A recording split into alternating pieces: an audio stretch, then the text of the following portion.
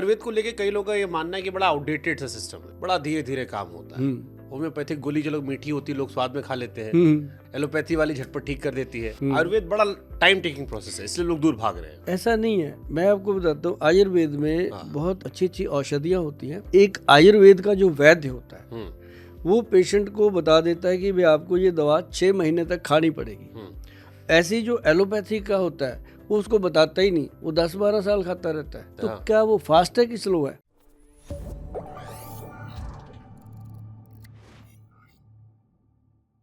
But Ayurveda को लेके कई लोगों का ये मानना है कि बड़ा आउटडेटेड सा सिस्टम है, बड़ा धीरे धीरे काम होता है। होम्योपैथिक गोली जो लोग मीठी होती है लोग स्वाद में खा लेते हैं, एलोपैथी वाली झटपट ठीक कर देती है। आयुर्वेद बड़ा टाइम टेकिंग प्रोसेस है, इसलिए लोग दूर भाग रहे हैं। ऐसा नहीं है, मैं आपको बताता हूँ, आयुर्वेद में बहुत अच्छी अच्छी औषधियाँ होती हैं। अगर कुछ चीज़ें क्रॉनिक हैं, अब जैसे मान लो डायबिटीज़ है, मान लो जॉइंट पेन है, गठिया है, या और कई ऐसी बीमारियां हैं, उसमें थोड़ा ये काम डिले करता है। लेकिन ये ज़रूर है कि एक आयुर्वेद का जो वैद्य होता है वो पेशेंट को बता देता है कि भाई आपको ये दवा 6 महीने तक खानी पड़ेगी। ऐसी जो एलोपैथी का होता है वो उसको बताता ही नहीं, वो 10-12 साल खाता रहता है, 20 साल भी खाता रहता है। मेरे पास आते हैं लोग कि सर गोयल साहब मैं 20 ईयर से ये खा रहा हूँ। सही बात है। तो क्या वो फास्ट है कि स्लो है? एक वैद्य यहाँ तक कह रहा है कि मैं आपको 6 महीने में दवाई से छुटकारा दिलवा दूंगा, मेरी भी दवाई छूट जाएगी और 2-3 महीने में आप अपनी एलोपैथी से भी थोड़ा निजात पालोगे। तो उसमें क्या होता है कि लोगों को एक जैसे माइंड सेट नहीं हो गया कि ये स्लो काम करती है। स्लो नहीं करती। आप एक हरड़ ले लो, जो हरड़ होती है उसका ताज़ा फल ले लो। आप हरड़ को ऐसे पकड़ के बैठ जाओ 5 मिनट 10 मिनट, अगर आपने 10 से 12-15 मिनट उसको पकड़ के आप बैठ जाते हो, आप यहाँ से स्मेल लेना, उसकी यहाँ स्मेल आ जाती है बाहर हरड़ की, और आप 15 मिनट के बाद कितनी बड़ी मर्जी मीटिंग में बैठे हो आपको लूज मोशन हो जाएगा, आप भागोगे वहाँ से उठ के। आयुर्वेद को आप स्लो कहते हो। अब किसी को मान लो जाड़ में दर्द हो रहा है रात को, वो कह रहे हैं मर गए भाई कुछ करो, तो उसको सिर्फ लौंग का तेल उसकी जाड़ में कॉटन को लगा के रख दो, 5 मिनट में आदमी आराम से सो जाता है। तो स्लो नहीं है, ये बहुत फास्ट है। और आयुर्वेद में जो चमत्कार हो सकते हैं वो किसी चीज़ में नहीं हो सकते। ओके, लेकिन जैसे आजकल इंस्टाग्राम रील्स पर हर आदमी आयुर्वेद का डॉक्टर बना, हर आदमी वैद्य बन के ज्ञान दे रहा है कि ये नुस्खा लगाओ बाल आ जाएगा, ये नुस्खा लगाओ ये हो जाएगा। तो कैसे पहचाने कि असली वैद्य है नकली वैद्य है? देखो ये बहुत बड़ा सवाल है आपका। पहचानने के लिए जो भगवान ने अपने को एक थर्ड आई दी है, सबको दी है।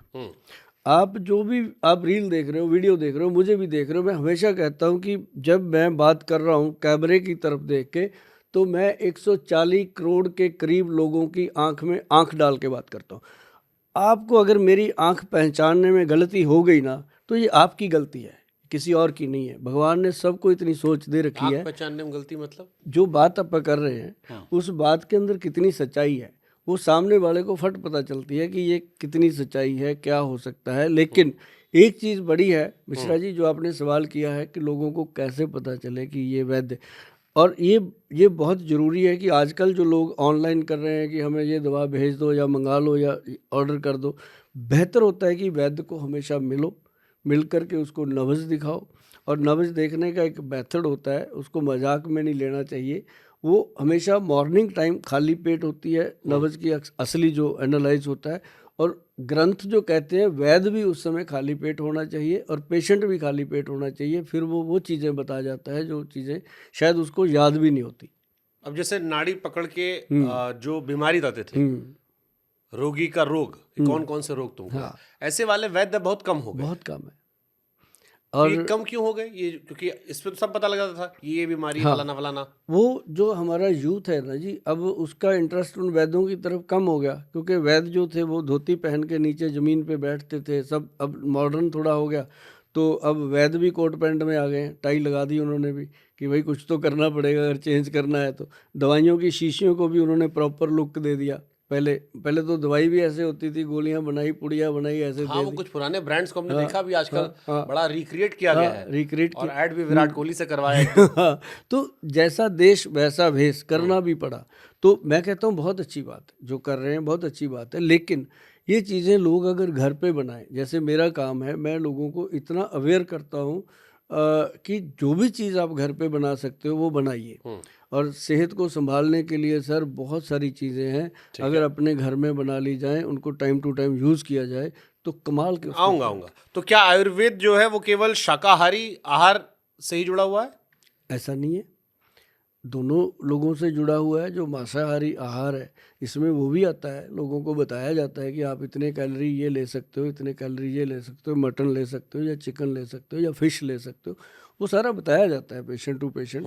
लेकिन आयुर्वेद ये ज़रूर कहता है कि कोशिश कीजिए कि मांस को ना इस्तेमाल कीजिए, क्योंकि जीव जो होता है, अब जीव को भी बहुत सारी बीमारियां हो सकती हैं, उसको कोई भी ऐसा पैरामीटर नहीं है कि जो आप मान लीजिए मटन है, मान लीजिए बकरा है, तो उसको क्या प्रॉब्लम है, क्योंकि बॉडी तो बॉडी है, बात पित्त कफ का वो उसका भी शरीर है, तो उसके अंदर क्या बीमारी चल रही है, कोई लैब टेस्ट नहीं है। उसको काटते हैं, बना देते हैं, उसके बाद उसको कितना मर्जी पका लीजिए, जो वायरस है वो जाएगा नहीं।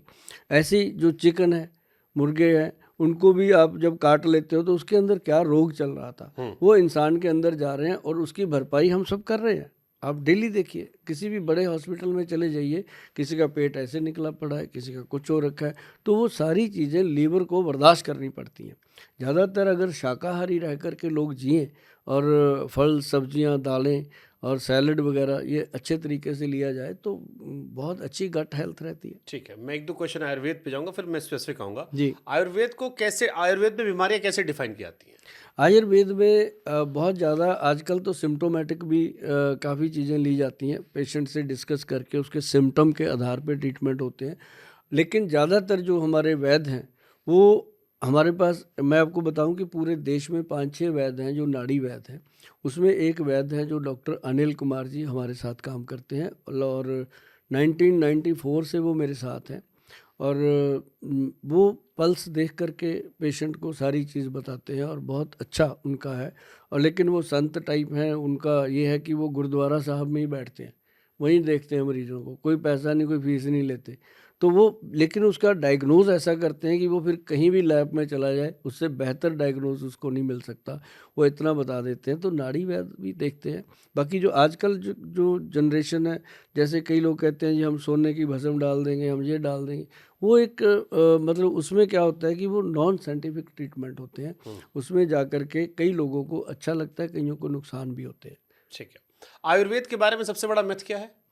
आयुर्वेद के बारे में सबसे बड़ा मिथ है कि ये दवाई जो है रोग को जड़ से ख़त्म कर सकती है, और सिर्फ आयुर्वेद ही है जो आपको बीमारियों के साइड इफ़ेक्ट से बचा करके बिना साइड इफ़ेक्ट के बीमारियों को ख़त्म कर सकता है। ये मिथ है? ये मिथ है। मतलब साइड इफेक्ट होते हैं आयुर्वेद में भी? आयुर्वेद में बिल्कुल साइड इफ़ेक्ट नहीं होते। तो मिथ क्या है फिर? मिथ यही है कि ये बिना साइड इफ़ेक्ट के, अच्छा, कोई भी साइड, जैसे एलोपैथी के साइड इफ़ेक्ट है, हाँ, और औषधियाँ जो लेते हैं लोग, कई नेचुरोपैथी में भी साइड इफ़ेक्ट हो जाते हैं, किसी का नीमा हो गया, कुछ गलत हो गया। ये ताकत है इसकी। ये आयुर्वेद जो है ये इसको कहते हैं आयु का वेद। ये आयु को स्वस्थ रखने के, जैसे 100 साल तक अगर कोई जीना चाहता है तो उसको आयुर्वेद ही ऐसा सिस्टम है कि जो उसको तंदुरुस्त जीवन दे सकता है, मतलब स्वस्थ जीवन दे सकता है। और इसका कोई साइड इफेक्ट, हर बेहड़ा आंवला क्या साइड इफेक्ट करेगा? काली हल्दी, पीली हल्दी, अम्बा हल्दी, दारू हल्दी, ये क्या साइड इफेक्ट करेंगी? ये जो चीज़ें हैं, जैसे काला गोंद है, जटामांसी है, ब्रह्मी बूटी है, शंख पुष्पी है, क्या साइड इफेक्ट करेंगी? साइड इफेक्ट वहाँ होता है जब वैद्य से कोई गलती हो जाए, कोई भस्म बनाते हुए भस्म कच्ची रह जाए और वो मरीज को दे दे, तो उससे कोई ना कोई साइड इफेक्ट जरूर होता है। और इसके लिए हम जो काम कर रहे हैं इसमें बिल्कुल हम कोई भस्म मेटल यूज़ ही नहीं करते, टोटल हर्ब्स को यूज़ किया जाता है और सिद्ध योग में बनाया जाता है। तो आयुर्वेद कहाँ पिछड़ गया एलोपैथ से? हाँ, प्रचार प्रसार में पिछड़ गया, टेक्नोलॉजी अपडेट नहीं हुई, या पुराने जो ग्रंथों में लिखा था वही रहा? क्योंकि कई लोगों ने हमसे भी कहा कि आयुर्वेद प्रणाली जो है वो रिसर्च बेस्ड है, पहले हुई थी, अब इस जमाने में आयुर्वेद पर रिसर्च होती ही नहीं है, या बहुत कम होती है, इसलिए वो अपडेट नहीं हो पा रही है। सच है?